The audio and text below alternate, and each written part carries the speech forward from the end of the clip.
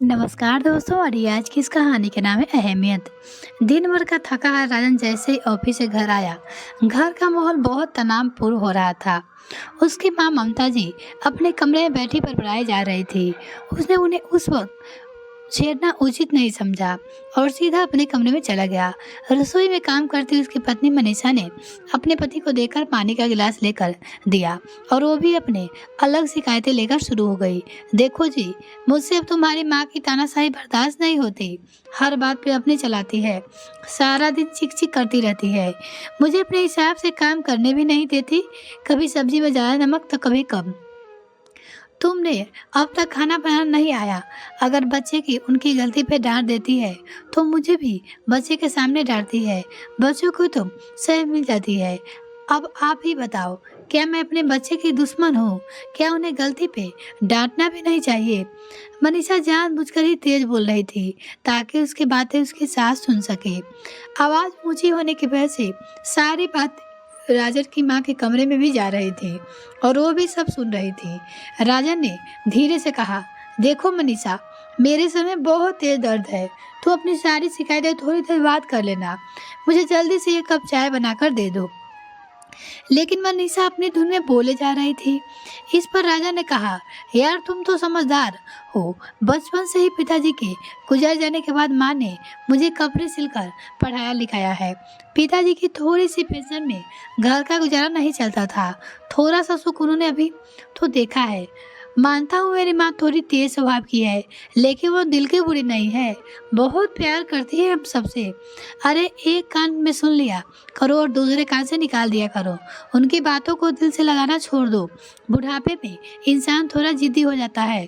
तुम ही बताओ, मैं माँ से क्या कहूँ? तुम्हें तो कह सकता हूँ, तुम नहीं समझोगे तो कौन समझेगा? हाँ हाँ, आप सही कह रहे हो। मैं अपनी गलती को ही कौन है? आपको तो सारी परवाह अपनी माँ की है। कहना आसान होता है और झेलना बहुत मुश्किल। खुद पे बीती तो पता चलता। दिन भर मैं उनके साथ रहती हूँ, मैं और बर्दाश्त नहीं कर सकती। और मुनमुनाती हुई मनीषा अपने पति के लिए चाय बनाकर ले आई और ममता जी के लिए शुगर होने के कारण फीकी चाय भी बनाकर ले आई और अपने पति से बोली, अब आप ही अपने हाथ से अपनी माँ को चाय पिलाकर आओ। मेरे देने से तो लेगी भी नहीं। मुंह फुला लिया है उन्होंने उनका। राजन अपनी माँ का चाय लेकर रेवती जी के कमरे में चला गया। उसके पीछे पीछे मनीषा भी आ जाती है। राजन अपनी माँ को अपने साथ चाय पीने के लिए कहता है। ममता जी उसी पे बरस जाती है। हाँ, मैं तेरी लगती कौन हूँ? अब कल की आई दूसरी लड़की ने तेरे ऊपर इतना जादू कर दिया कि सीधे अपने कमरे में ही चला गया। माँ से तो पूछा भी नहीं क्या हुआ। मुझे पता है तुम लोगों को अब मेरी दो रोटी भी भारी लगने लगी है। मैं अपना सिलाई का काम फिर शुरू कर दूंगी। मैं किसी पर बोझ नहीं बनूंगी। अभी तो मेरे हाथ पैर सलामत है। अभी ये सब हाल है तो ना जाने बुढ़ापे में क्या और कितना बुरा होगा मेरे साथ। ओह माँ, चाय पी लीजिए। क्यों जरा सी बात का बतंगड़ बना रही हो? अब फिर यह बोझ वाली बात कहाँ से आ गई? अपने माता पिता किसी पे बोझ नहीं होते। और फिर बताओ, करती तो सब कुछ मनीषा ही है। तो दिन भर ऑफिस में रहता हूँ, घर की सारी जिम्मेदारी वही निभाती है। थोड़ी बहुत गलती तो सबसे हो जाती है। आप बड़ी हो, उसे प्यार से समझा सकती हो। जरूरी तो नहीं हर बात गुस्से में ही लिया जाए। हाँ हाँ बेटा, यही कसर रह गई थी। मुझे तो अक्ल नहीं है, सीधा सीधा क्यों नहीं कहते? राजन को अब बर्दाश्त नहीं हो रहा था। उसने चिल्लाकर बोला, मैं तंग आया गया हूँ तुम लोगों से, रोज रोज की चिक्सी से। आखिर तुम क्यों नहीं समझते कि मुझे ऑफिस में कम तनाव नहीं है? घर आने से पहले यही सोचता रहता हूँ कि ना जाने कैसा माहौल मिलेगा। तुम दोनों के बीच की पिन्नू की तरह बन गया हूँ। पता नहीं इस समय मेरा बीपी 260 है। ऑफिस के चक्कर में आने के कारण मेरा दोस्त रवि ने मुझे डॉक्टर के पास लेकर गया था। डॉक्टर से चेकअप कर बताया है कि घर तक भी अपनी गाड़ी से मुझे वही छोड़ के गया है। डॉक्टर ने तनाव लेने से भी बिल्कुल मना किया है और वो अपनी दवाई वही फेंक कर मारता है। लेकिन मुझे अगर मरना है तो मुझे ये दवाई नहीं खानी। अब रहना तुम दोनों आराम से।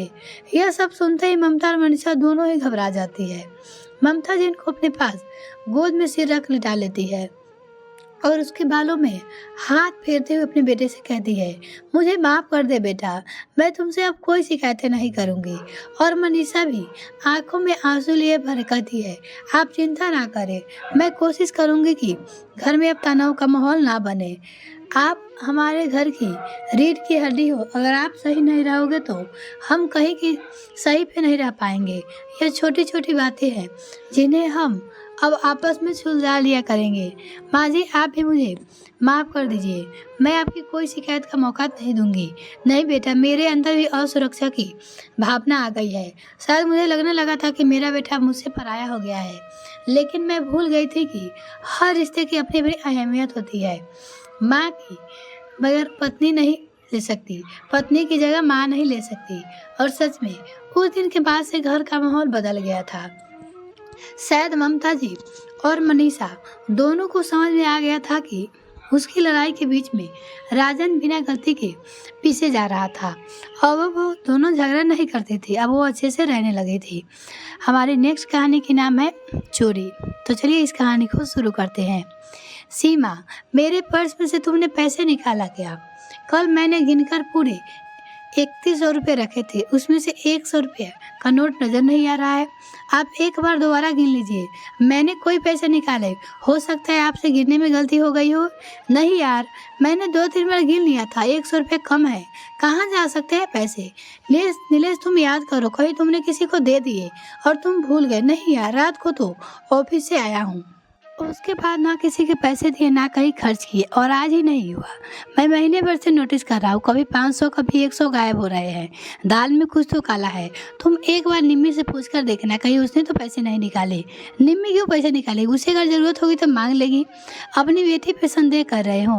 नहीं नहीं, मैं तो ऐसे नहीं पूछ रहा होता है, मुझसे कोई गलती हो गई होगी गिनने में। वैसे हमारी जो नई काम वाली आई है उसके बारे में तुम्हारी क्या राय है? वो ऐसी गड़बड़ कर सकती है। नहीं नीलेश, जब वो काम करती है तब मैं यहीं बैठी रहती हूँ, मुझे नहीं लगता वो ऐसा करेगी। तो क्या कोई भूत प्रेत आकर निकाल लेता है? तुमने नहीं निकाले, निमी नहीं निकाले, काम वाली में नहीं निकाले, तो क्या मैं झूठ बोल रहा हूँ? हद होती है किसी बात की। अच्छा ठीक है, आप गुस्सा मत होइए, मैं ध्यान रखूंगी कल से।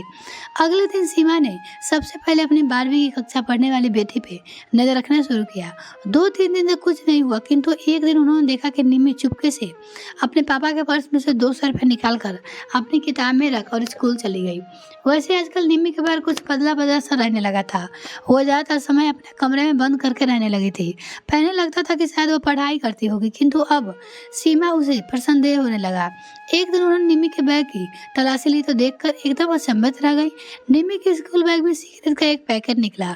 यह देखकर सीमा को बहुत गुस्सा आया, किंतु वो गुस्से को पीकर रह गई। तब बेटी को प्यार से अपने पास बिठाकर पूछा, निमी बेटा, तुम्हें कुछ पैसे वैसे की ज़रूरत हो तो बता देना। पापा पूछ रहे थे।